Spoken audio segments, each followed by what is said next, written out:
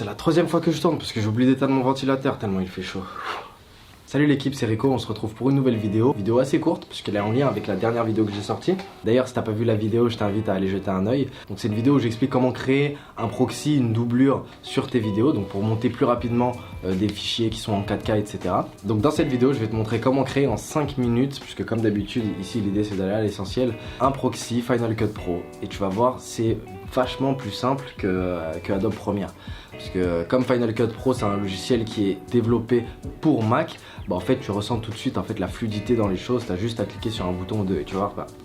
J'en dis pas plus, je te laisse regarder la vidéo et on se retrouve tout de suite sur Final Cut Pro. Donc voilà les gars, on se retrouve sur Final Cut Pro.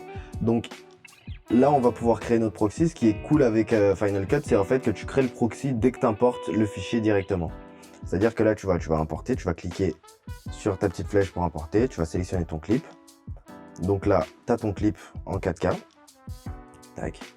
Là, tu vas t'intéresser à ce qu'il y a sur la droite. Donc, tu as fichier, mots-clés, analyser la vidéo, transcoder, analyser l'audio. Nous, on va s'intéresser à la partie transcoder. Donc, pour transcoder, donc créer le proxy. Donc, c'est créer un proxy, transcoder ou encore créer une doublure. Donc, tu vas t'assurer du coup de sélectionner créer un média proxy. Le codec, donc comme je l'expliquais dans la première vidéo, c'est assez important. Donc, si tu veux plus d'informations, je t'invite à aller regarder la vidéo. Et donc là, on va s'assurer de sélectionner le codec H264. La taille de l'image, tu peux laisser à 50 ou mettre à 25 si vraiment tu penses que ton ordinateur il va avoir du mal à traiter l'image. Et une fois que tu as fait ça, c'est fini. Normalement, tu n'as plus besoin de rien faire.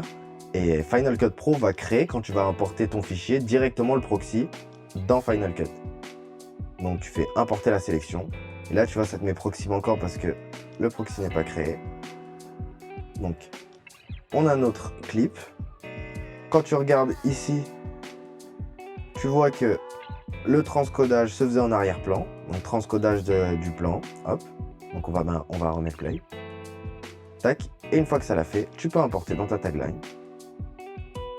Et là, normalement, toi, tu vas encore bugger si par exemple il y a un problème avec ton ordinateur.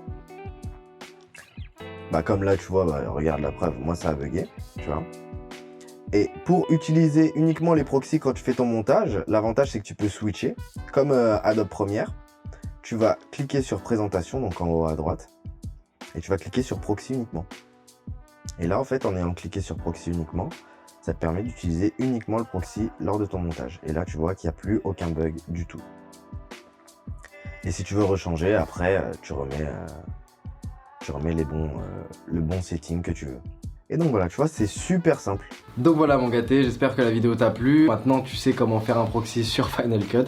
T'as vu, c'était assez rapide, c'était simple, en moins de 5 minutes. Donc voilà, t'arriveras à monter des fichiers un petit peu plus lourds sur ton logiciel si t'as un ordinateur qui te le permettait pas avant justement. Si t'as des questions, n'hésite pas à les mettre dans les commentaires. Si ça t'a aidé, n'hésite pas à laisser un like. Je te dis à une prochaine pour une nouvelle vidéo. C'était Rico, ciao, peace.